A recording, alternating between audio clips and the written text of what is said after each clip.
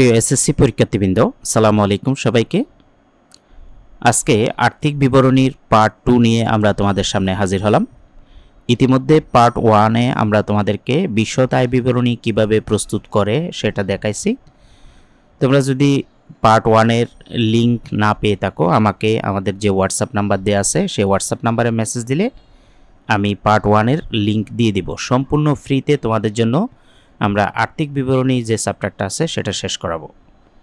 মাত্র 10টা অঙ্ক দিব, তার মধ্যে বেসিক 2টা পার্ট। একটা পার্ট 1-এ আমরা বিশদ আয় বিবরণী কীভাবে প্রস্তুত করে দেখাইছি, আজকে পার্ট 2-তে মালিকানা সত্ত্ব বিবরণী এবং আর্থিক অবস্থার বিবরণী কিভাবে প্রস্তুত করবা সেটা দেখাচ্ছি। তারপরে আমরা মূল সাজেশনে যাব।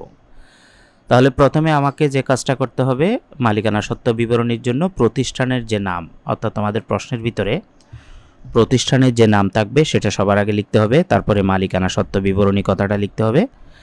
তারপরে প্রশ্নের ভিতর যত সাল বলবে, মনে করো 2024 সালের বলে 2024 সালের 31শে ডিসেম্বর তারিখে সমাপ্ত বছরের জন্য বিবরণ 2টা টাকার গড় দিব।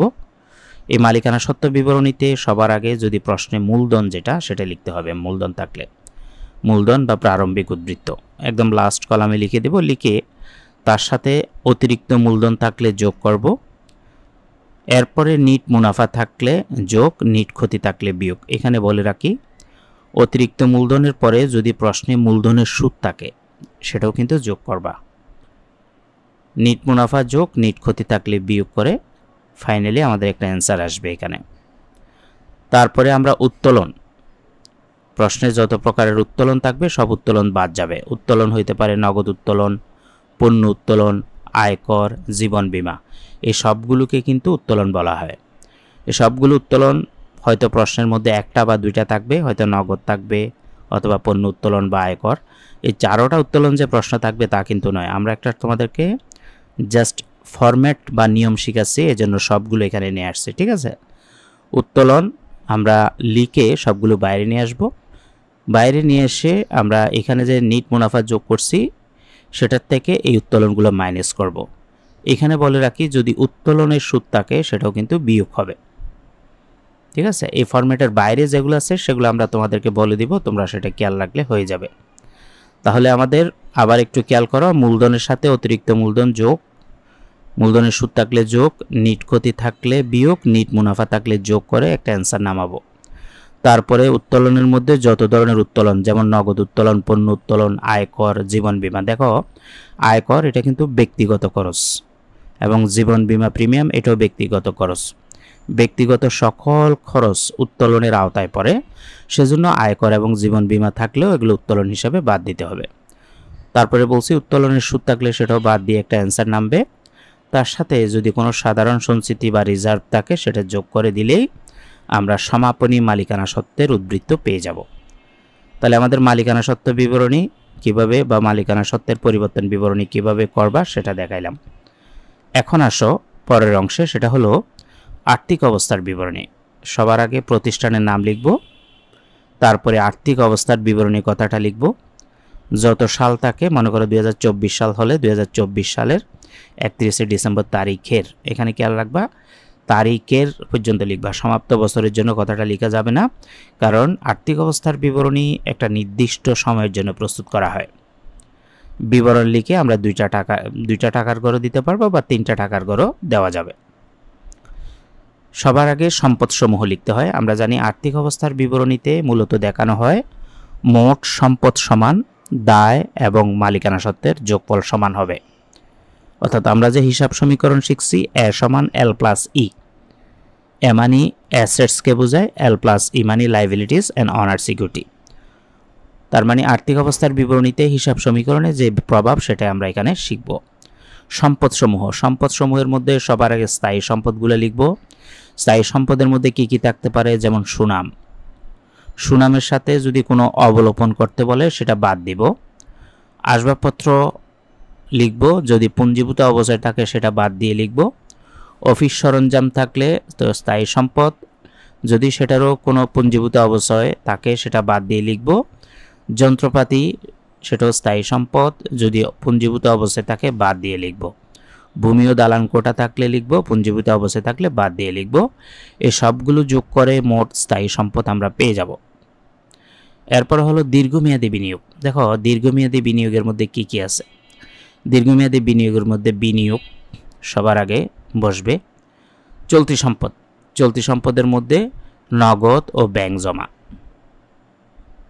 দেনাদার, দেনাদারের সাথে যদি সমন্বয়ের মধ্যে কোনো কুঋণ বা সন্দেহজনক দেনা সঞ্চিতি থাকে সেটা মাইনাস করে দেখাবো। দেখো এই জিনিসগুলো আমরা যখন সাজেশন করাবো তখন আরও একটু ক্লিয়ারলি বোঝাবো। এখন জাস্ট তোমরা মানে বেসিক রুলসগুলো দেখে নাও অঙ্কের ভিতরে, সেগুলো আরও ক্লিয়ার হবে।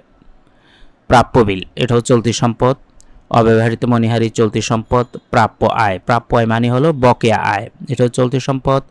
অগ্রিম প্রদত্ত খরচ, এটাও চলতি সম্পদ। সমাপনী মজুত পণ্য, এটাও চলতি সম্পদ। সবগুলো চলতি সম্পদ লিখে বাইরে নিয়ে যাব, সেটার নাম দেব মোট চলতি সম্পদ। এরপরে অলিক সম্পদ নামে কিছু সম্পদ থাকে, যেমন প্রাথমিক খরচ, বিলম্বিত বিজ্ঞাপন, এগুলোকে বলা হয় অলিক সম্পদ।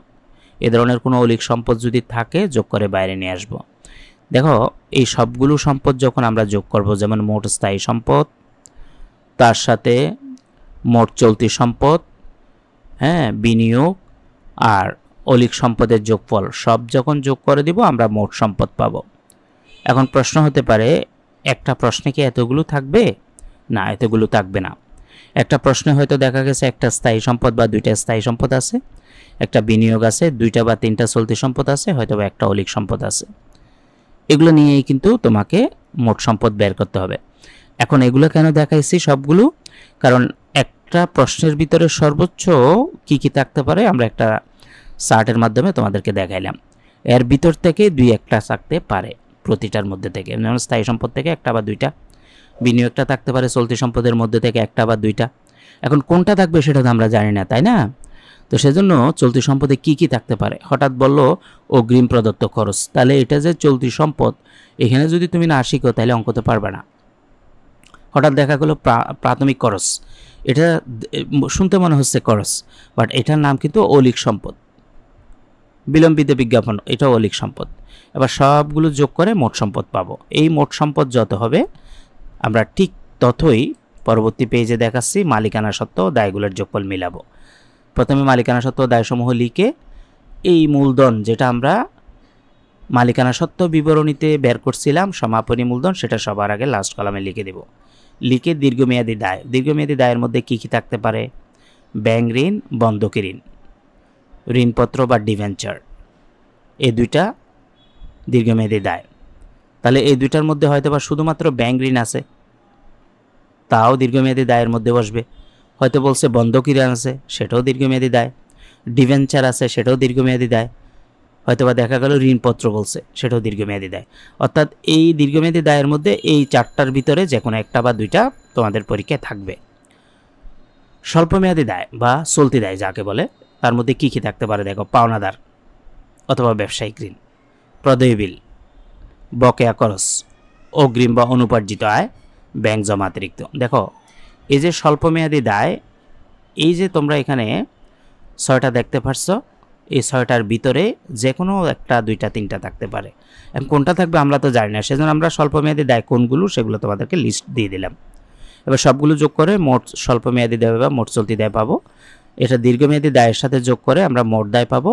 মোট দায়ের সাথে এই যে তোমার মালিকানা সত্ত্বের সমাপনী উদ্বৃত্ত বা মূলধনের সমাপনী উদ্বৃত্ত, যেটা আমরা মালিকানা সত্ত্ব বিবরণীতে বের করছিলাম, সেটা যোগ করে দিলে আমরা কিছুক্ষণ আগে যে মোট সম্পদ বের করছি তার সাথে কিন্তু এই মালিকানা সত্ত্ব ও মোট দায় মিলে যাবে।